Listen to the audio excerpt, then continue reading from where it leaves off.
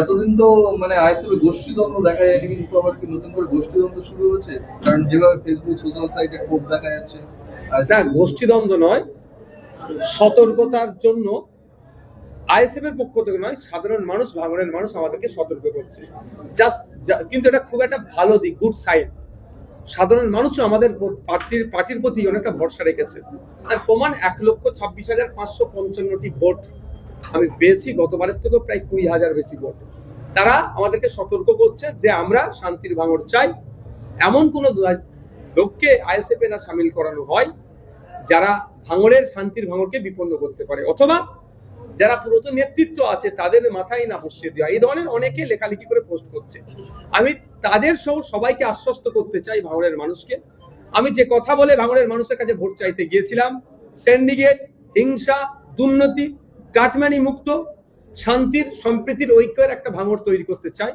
আমি আপনাদের মাধ্যমে ভাঙড় সহ রাজ্যের মানুষকে এটাও বলবো যে ভাঙড়ের যে আমি কমিটমেন্ট করেছিলাম, ভাঙড়ের মানুষকে নেই শান্তির, সম্প্রীতির মডেল ভাঙড় আমি গড়ে তুলবো।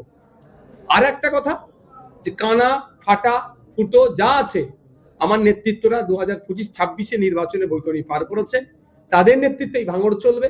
হ্যাঁ, যদি কেউ আইএসএফ এর ছায়াতলে আসতে চাই, আমরা যে বিগত দিনে যেভাবে তাকে আমরা স্ক্যানিং করি, বিগত দিনে যেভাবে আমরা বিভিন্ন স্তরের নেতৃত্বদের সাথে আগে আলোচনা পরামর্শ করে তারপরে দলে জয়েন করাই, সেই পদ্ধতি থাকবে।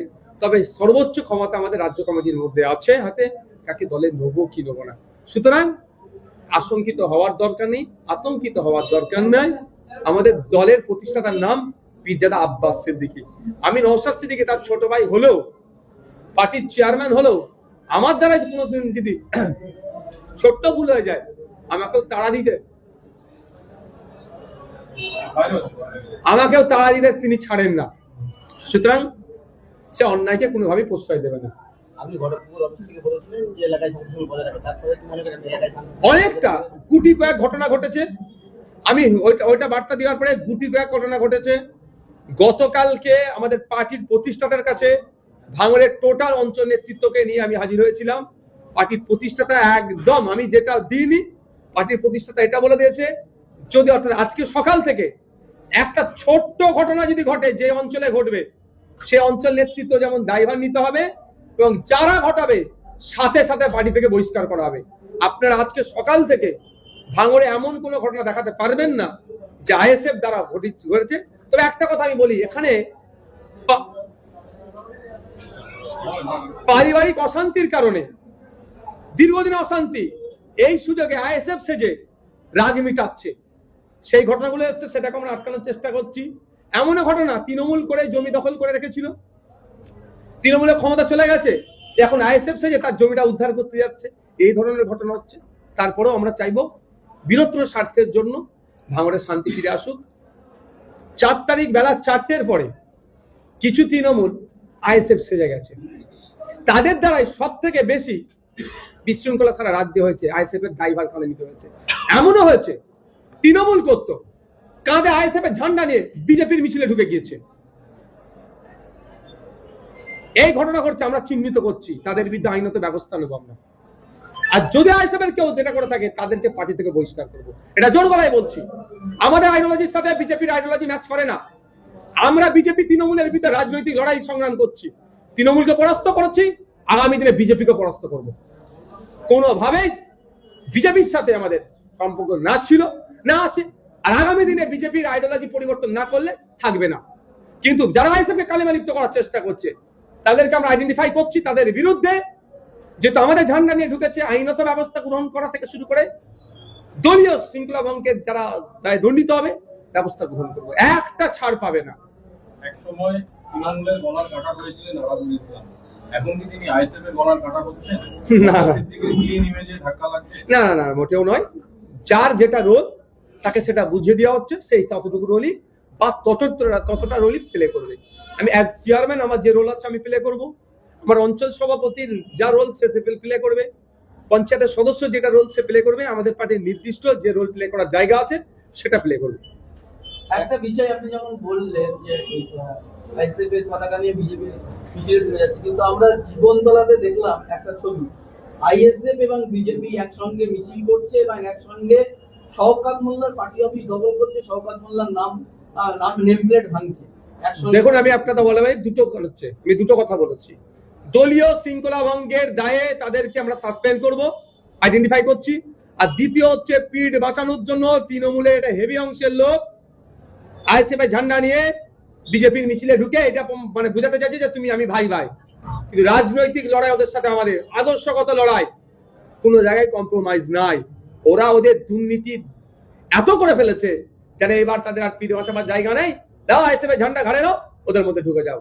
এটা করছে, আমরা সব দেখছি। রিসেন্ট আপনাদের বলি, হাওড়া জেলার আমাদের এক নেতৃত্ব আমরা খুঁজে পেয়েছি, তাকে আমরা সাসপেন্ড করছি এবং ওইগুলোকেও আমরা আইডেন্টিফাই করছি। কারণ এই ভোটের পরে একটা তো বড় হয়েছে, সেগুলোকে আমরা ডাকছি। এই যতগুলো ভিডিও আমাদের কাছে আসছে, আমাদের অবজারভারদের কাছে পাঠাচ্ছি, অবজারভার অঞ্চল নেতৃত্বদের কাছে পাঠাচ্ছে যে এরা কারা কারা খুঁজে বার করো।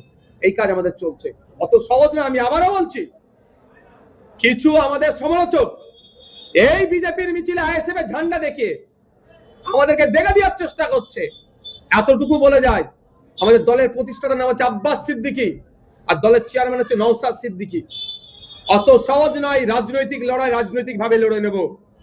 5 বছর ধরে তৃণমূল চেষ্টা করেছিল বিজেপির সাথে আমাদের সম্পর্ক আছে জুড়ে দেওয়ার, প্রমাণ করতে পারেনি।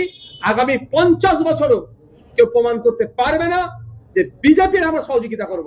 আমরা রাজনৈতিক লড়াই রাজনৈতিক ভাবে লড়বো, বরঞ্চ আমাদেরকে যারা কালিমা লিপ্ত করার চেষ্টা করছে তাদের বিরুদ্ধে আইনত ব্যবস্থা নেব, দলীয় শৃঙ্খলা ভঙ্গের জন্য তাদের বিরুদ্ধে ব্যবস্থা নেব।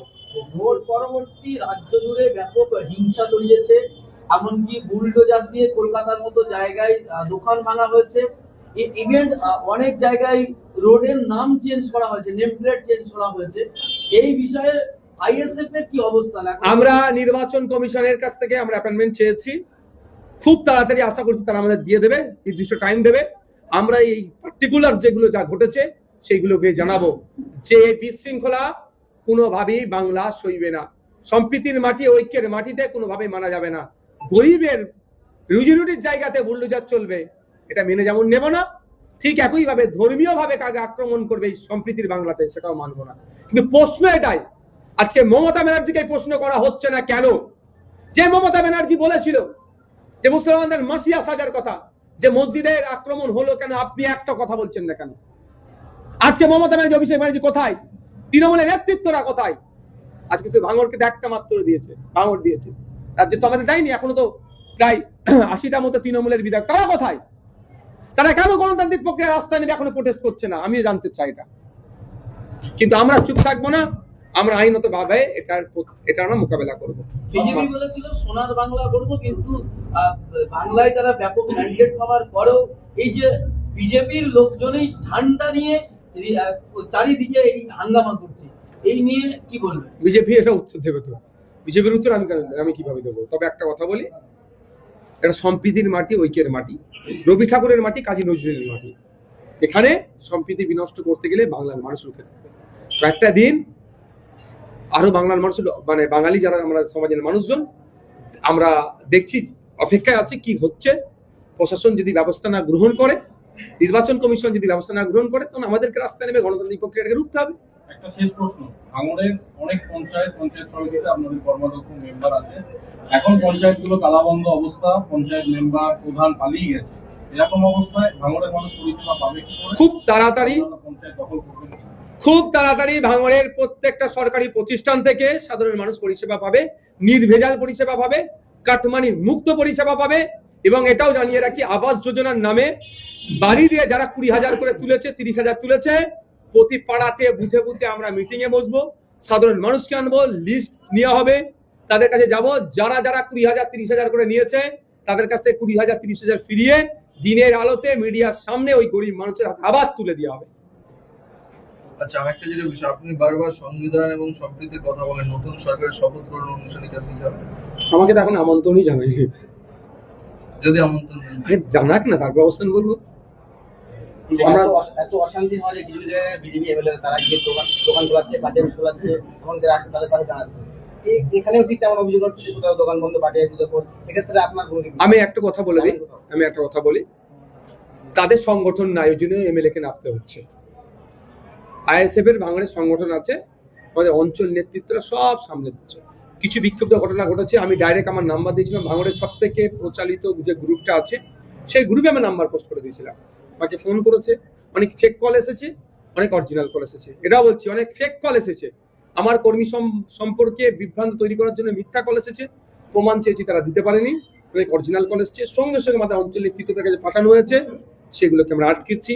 এবং যা সমস্যা, কোন একটা জায়গাতে পোলট্রির ফার্মে নাকি আইএসএফ সেজে তালা মেরেছে, আইএসএফ সেজে ওই 4 তারিখ বেলা 4টের পরে ঔষধের দোকানে তালা মেরেছে। আমাদের কাছে খবর আসছে, আমাদের নেতৃত্বদের পাঠিয়ে এসে তালা ভাঙিয়ে দিচ্ছে। আমরা দাঁড়িয়ে থেকে হাতিশালা 6 লেন আপনারা ভিডিও দেখেছেন, আইএসএফ সেজে মিষ্টির দোকানে তালা মেরে দিয়েছিল, আমাদের আইএসএফ এর নেতৃত্বরা দাঁড়িয়ে থেকে তালা ভেঙে দিয়েছে। অর্থাৎ ভাঙড়ে কোনোভাবেই আমরা হিংসা বরদাস্ত করবো না, এ কথা আমি বলে দিই আপনাদের।